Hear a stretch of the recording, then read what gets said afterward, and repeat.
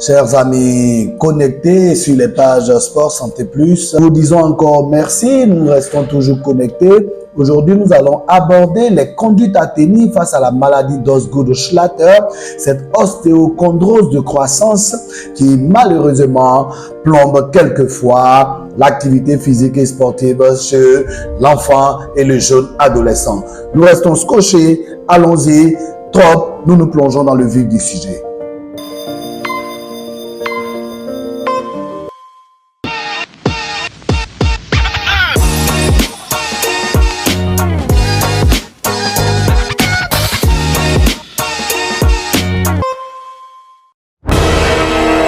Comme nous le disons, il est intéressant pour un enfant qui est en pratique d'une activité physique sportive de pouvoir s'essayer à la pratique de plusieurs disciplines sportives.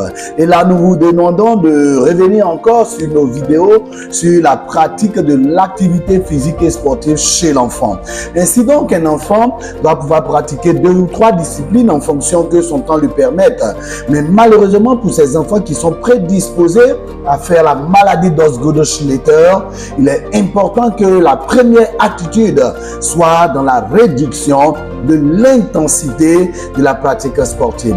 Nous ne demandons pas un arrêt total, mais nous demandons à ce que ces enfants qui manifestent quelques signes d'Osgood-Schlatter puissent avoir une réduction de l'intensité et du temps de la pratique de l'activité physique sportive afin de pouvoir permettre un repos au niveau de tout leur organisme et permettre ainsi une alternance de temps d'activité et de temps de repos afin de pouvoir permettre une croissance en douceur, et cela va permettre de pouvoir réduire les premiers signes de douleur au niveau de leurs genoux et sinon au niveau de l'insertion de la tubérosité tibiale antérieure. Une des attitudes assez importantes chez l'enfant en pleine manifestation de l'Osgood-Schlatter est de pouvoir de façon constante et en permanence poser un élément qui va permettre un refroidissement au niveau de la tubérosité tibiale antérieure. Il n'y a rien d'autre que la position de glace au niveau de l'insertion du tendon sous-rotulien qui est le siège, comme nous l'avons décrit déjà, de la douleur face à la traction du muscle puissant qu'est le quadriceps. Ainsi donc, ces moments de cryothérapie vont être assez importants afin de pouvoir soulager la douleur en plus du repos et en plus de la modération qui a été conseillée dans un premier lieu. Nous venons à une partie assez importante dans la prise en charge de cette maladie. Il s'agit du rétablissement de l'équilibre musculaire autour de la tubérosité tibiale antérieure. Comme vous l'avez su, il était fondamental d'avoir un muscle quadriceps qui soit équilibré par tous les autres muscles de la zone. Parce que le principal élément gâchette qui entraînait le déclenchement de cette douleur était la traction au niveau du muscle quadriceps. Mais ce qu'il faut comprendre est que la rigidité de ce muscle quadriceps, qui est le muscle de l'avant de la cuisse, va entraîner une plus grande traction au niveau de la tubérosité tibiale antérieure et être source de la douleur. Il faut également signaler les muscles en arrière de la cuisse qui sont appelés l'ensemble des muscles ischio-jambiers qui vont être également aussi des éléments qui vont contrebalancer l'environnement autour de l'insertion du tendon quadricipital. Il ne faudrait pas oublier également les muscles triceps sural, qui sont en un mot les muscles du mollet qui sont constitués par 2 gastrocnémiens et également le muscle soléaire. 3 muscles au niveau du mollet, les muscles ischio-jambiers à l'arrière de la cuisse et les muscles quadriceps doivent être en parfait équilibre et avoir une souplesse assez importante afin de pouvoir réduire les douleurs au niveau de la tubérosité tibiale antérieure pour un enfant qui fait la maladie d'Osgood-Schlatter. Cette souplesse est importante. Cela va souligner encore un élément important que constituent les étirements avant, après l'activité physique et sportive. Ainsi donc, comme vous allez le voir, les différents modes d'étirement du quadriceps que vous pouvez observer sont là. Voilà, nous n'oublions pas également, comme vous pouvez l'observer, les mouvements qui vont permettre un étirement des muscles ischio-jambiers qui peuvent également aussi être appelés les muscles adducteurs au niveau de l'arrière de la cuisse.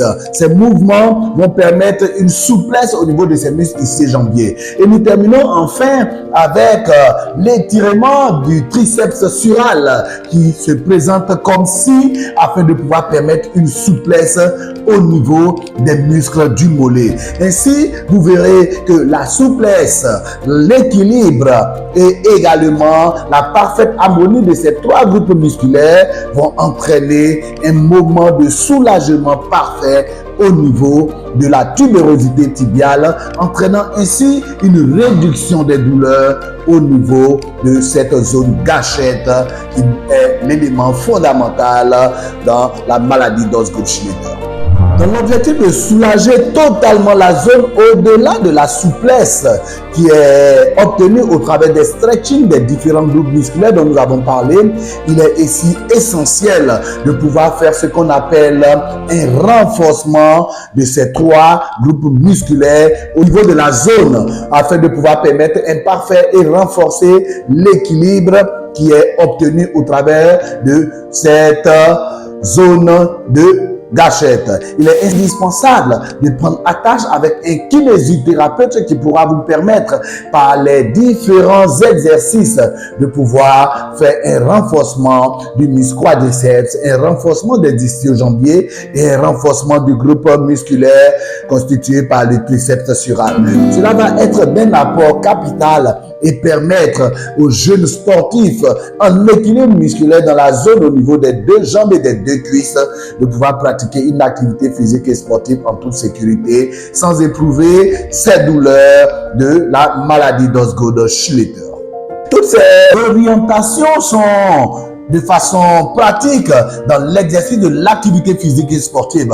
Cela n'empêche pas, au cas échéant, la prise de quelques antalgiques par voie orale qui pourront permettre à quelques intervalles réguliers aux jeunes sportifs de pouvoir voir une réduction drastique de ces douleurs après la mise en œuvre de ces exercices dont nous avons parlé. Le repos est important et cela aussi peut s'accompagner d'éléments qui permettent à ce jeune sportif de pouvoir surmonter cette charge au niveau de la maladie d'Osgood-Schlatter. Nous revenons également aussi sur la correction de certaines postures, de certains gestes sportifs qui malheureusement mal pratiqués vont être à l'origine de l'exacerbation des douleurs au niveau de la tubérosité tibiale antérieure. Il faut également souligner la pratique de l'activité physique sportive à travers de l'utilisation des équipements très adaptés, comme nous l'avons vu. La surface de jeu, l'aire de jeu doit être totalement une surface qui permette de réduire les douleurs. Également, à titre personnel, l'usage d'équipements personnels au niveau du sportif ayant un apport assez homologué, tels que les paires de chaussures avec des semelles assez souple est un élément important à ne pas négliger afin de pouvoir soulager le jeune sportif qui fait la maladie d'Osgood-Schlatter.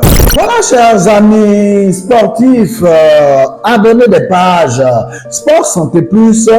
Nous en avons fini aujourd'hui avec la compréhension de quelques gestes qui permettent de soulager les douleurs au niveau de la maladie d'Osgood-Schlatter le temps que la croissance soit terminée. Nous vous disons merci et encore grand merci pour vos likes et surtout pour les nombreux partages que vous faites. Et encore, invitez des amis à s'abonner à cette page afin de pouvoir bénéficier de toutes les notifications lorsque une nouvelle vidéo est postée. Merci et à très bientôt.